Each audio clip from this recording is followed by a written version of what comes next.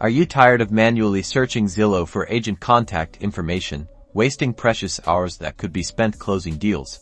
Well, in this 90-second tutorial, I'm going to show you how to ethically and efficiently scrape Zillow for agent names and numbers, unlocking a powerful resource for your real estate endeavors. First, you'll need a web scraping tool or library. Several options are available, like Beautiful Soup or Scrapey for Python, or even browser extensions that offer scraping capabilities. Choose one that suits your technical expertise and project requirements. Now, navigate to Zillow and perform a search for the specific area or property types where you want to find agents. Refine your search to narrow down the results page containing the agents you're interested in.